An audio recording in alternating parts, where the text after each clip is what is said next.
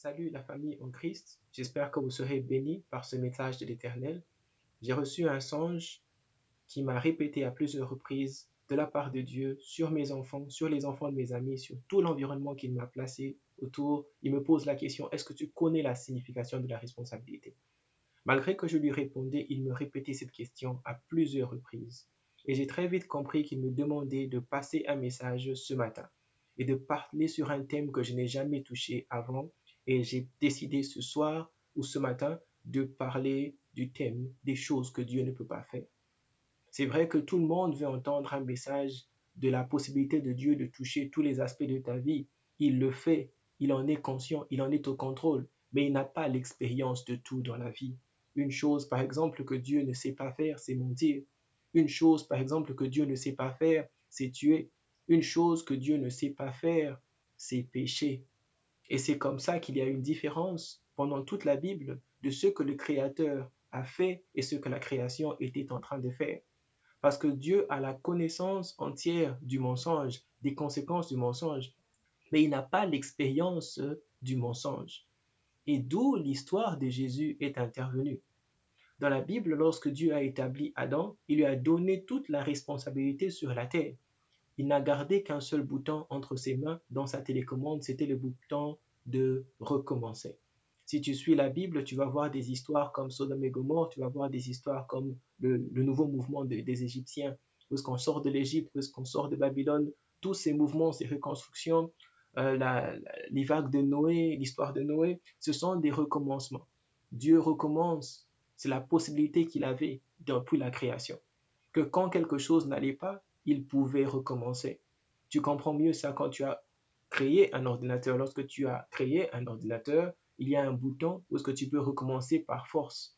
Mais en soi, tu peux donner des instructions à un ordinateur et à un moment, l'ordinateur freeze. Il ne répond pas. Et la seule option que tu as, c'est de recommencer.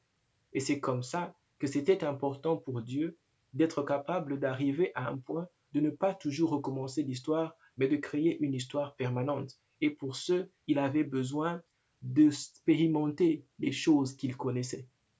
Et il a décidé d'expérimenter être un homme.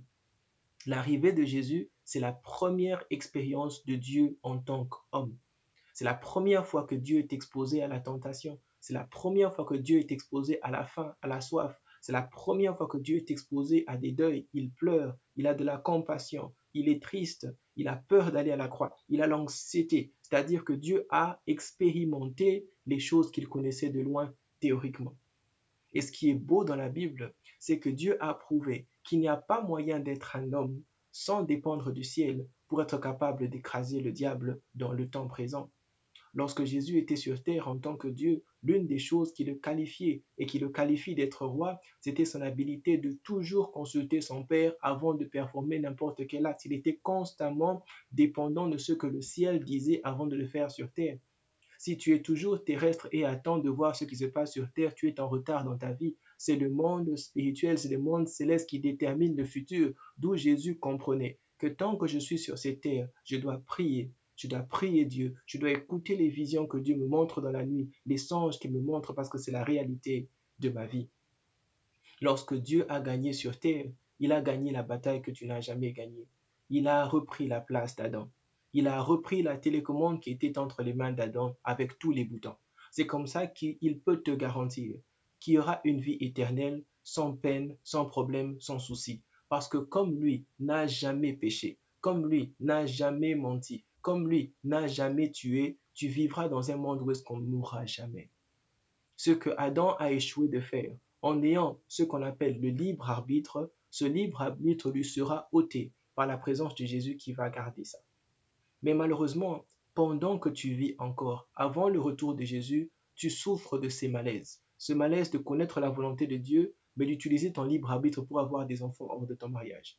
Et la seule façon de résister à ces tentations, c'est rester connecté à Jésus-Christ. Alors je te demande encore ce matin de revoir ta relation avec Jésus et de t'assurer en tant que chef de famille que la parole de Dieu soit le média, le seul média pour lequel tu vis ta vie et tu élèves ta famille et tes enfants. Ce soir, je viens t'informer en tant que père de famille que Dieu t'a donné la télécommande, qu'elle est encore entre tes mains. Mais sois comme Ézéchiel et sois sage. Lorsque Dieu te pose une question, est-ce que ces eaux peuvent entendre le livre? Dis la vérité. Tu dis à Dieu, je ne sais pas, toi tu sais. En soi, tu as la télécommande et tu dis, Jésus, je t'invite dans mon cœur aujourd'hui, afin que tu puisses prendre contrôle de cette remote. Je suis incapable, en tant qu'homme, de gérer ce mariage dans la chrétienté. Je suis incapable d'élever ces enfants selon la volonté de Dieu by myself. J'ai besoin de ton aide, j'ai besoin de ton assistance et il va t'assister. Tu dois être constamment dépendant de la présence de Jésus en toi pour être capable de surpasser les tentations que tu trouveras dans ce monde. Que le Seigneur te bénisse abondamment.